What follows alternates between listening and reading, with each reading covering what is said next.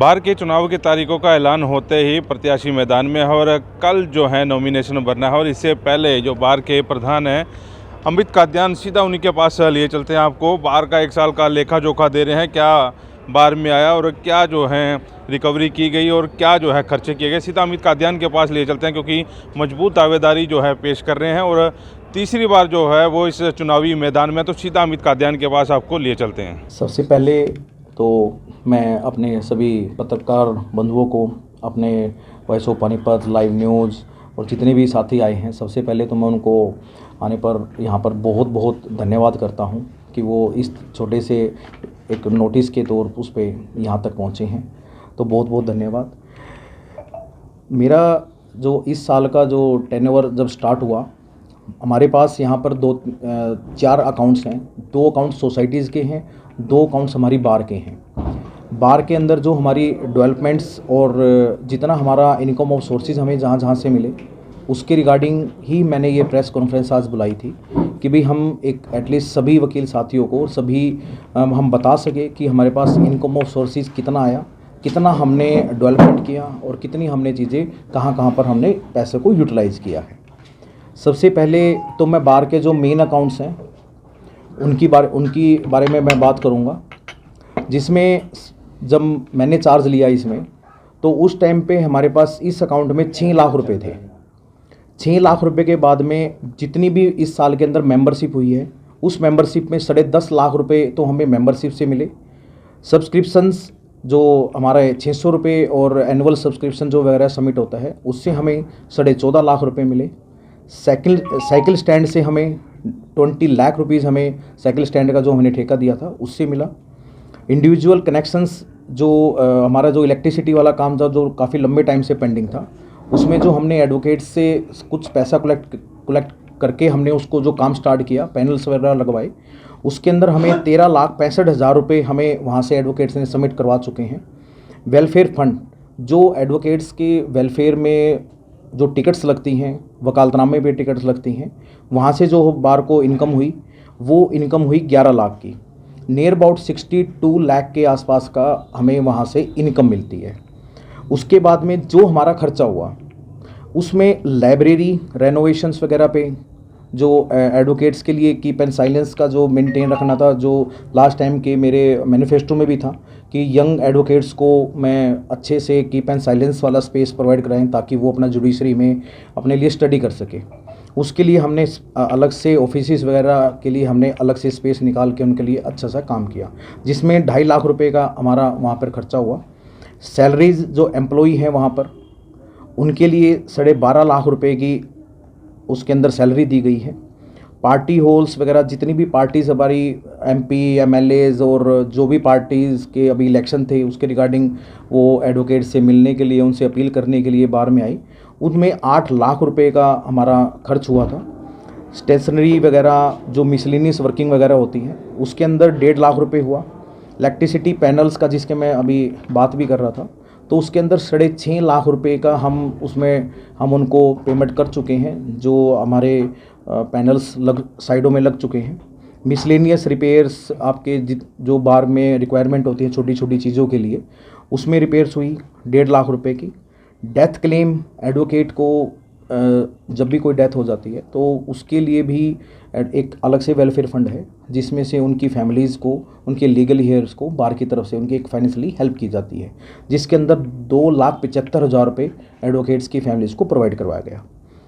और उसके साथ में कुछ काफ़ी ऐसे एडवोकेट्स भी रहे जिनको बीच में अपनी कभी कोई किसी के साथ में कोई मिसहैपनिंग हो जाती है, कोई एक्सीडेंट हो जाता है या किसी को वैसे कोई प्रॉब्लम हो जाती है, तो उसकी तरफ से भी बार की तरफ से एडवोकेट्स को एक हेल्प मिलती है, उसमें काफ़ी एडवोकेट्स को 9,50,000 रुपीज़ का उनको हमने मेडिकल क्लेम भी इशू किया है।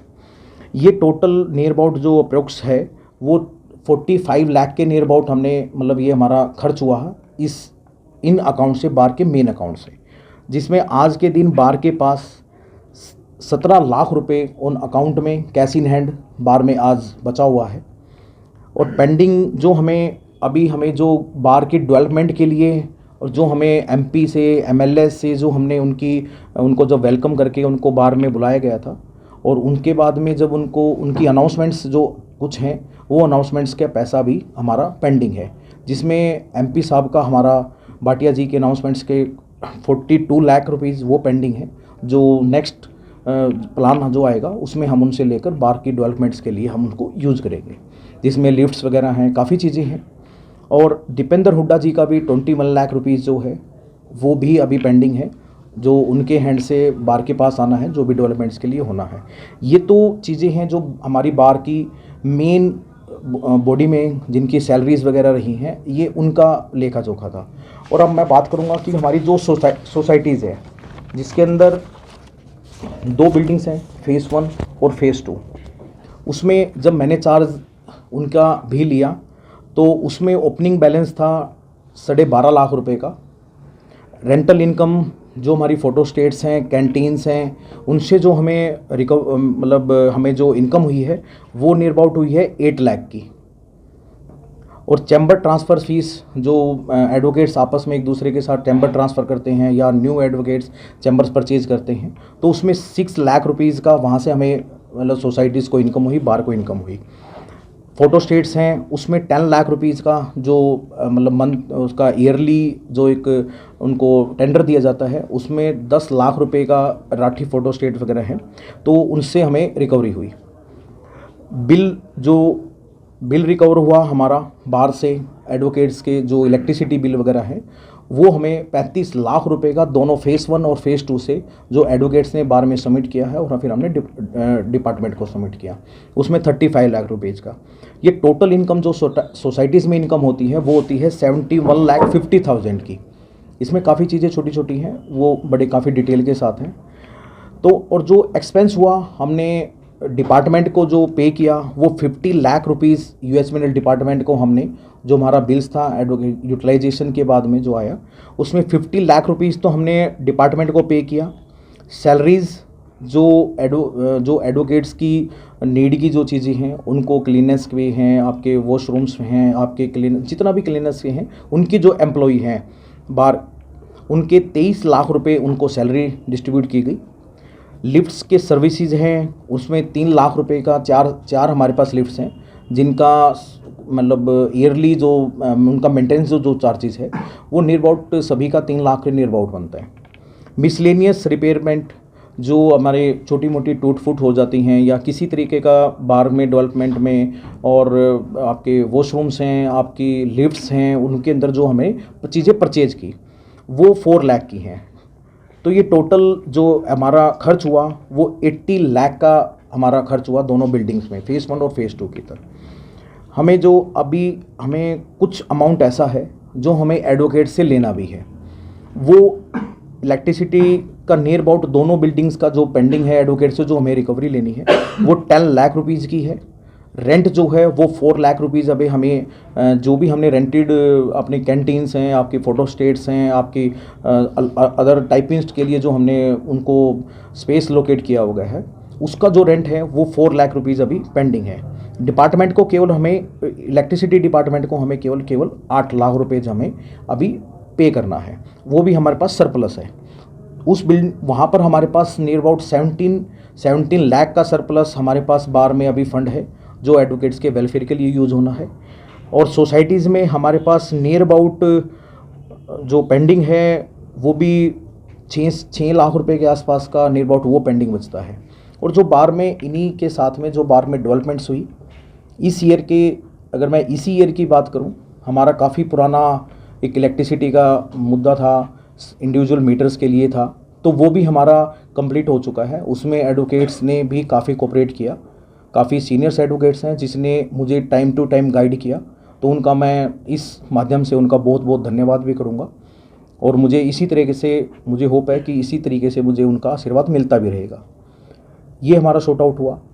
एमपी लैंड से जो हमें पैसा मिला नियर अबाउट 25 लाख रुपीज़, उस पैसे से म्यूनसिपल की तरफ से पार्किंग और हॉल्स वगैरह में इन्वेस्टमेंट किया गया।